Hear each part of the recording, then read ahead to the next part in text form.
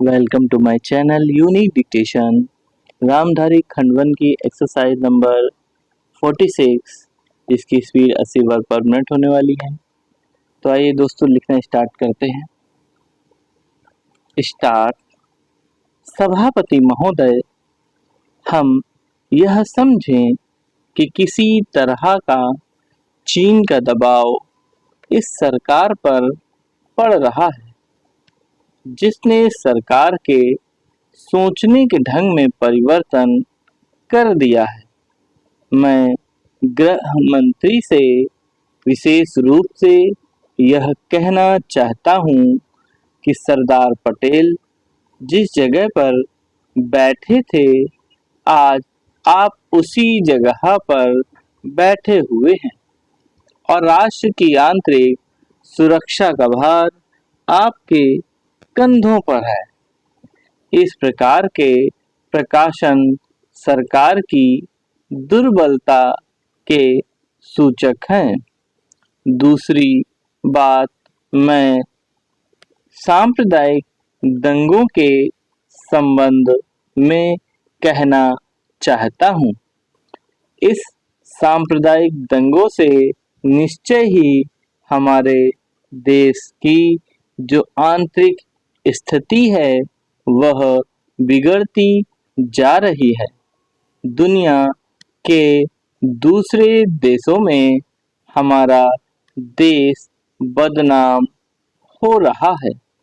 सबसे पहले मैं गृह मंत्री महोदय से कहना चाहता हूं कि अब जितने सांप्रदायिक दंगे हमारे देश में स्वतंत्रता के बाद हुए, गृह मंत्रालय इस बात की जानकारी ले कि इनका प्रारंभ कहां से होता है और कौन इनको प्रारंभ करता है।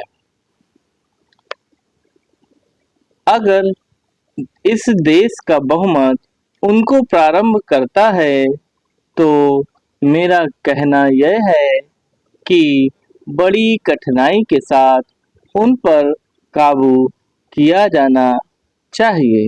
लेकिन अगर दूसरे लोगों की तरफ से प्रारंभ होता है तो मैं समझता हूँ कि उनके अंदर इतनी हिम्मत नहीं है। जब वे जानते हैं कि इसका परिणाम यह होगा कि हमको और हमारे दूसरे सहयोगियों को चोट लग सकती है, फिर भी वे इसका प्रारंभ करें, तो मुझे ऐसा लगता है कि कोई तीसरी शक्ति अवश्य है जो आज भी 5 दशकों के पश्चात हमारे सामाजिक जीवन को दुखी बनाना चाहती है। उदाहरण के लिए मैं एक ही बात कहना चाहता हूँ। पहले गृह मंत्रालय जब अपनी वार्षिक रिपोर्ट प्रकाशित करता है, तब उसमें बतलाया जाता था कि हमारे देश में दुनिया के किस किस देश के कितने नागरिक रह रहे हैं। लेकिन अब शायद जानबूझकर गृह मंत्रालय ने अपनी कमी को छिपाने के लिए इन आंकड़ों को देना बंद कर दिया है। लेकिन फिर भी प्रश्नों के उत्तर में कभी-कभी कुछ इस प्रकार के आंकड़े सामने आ जाते हैं।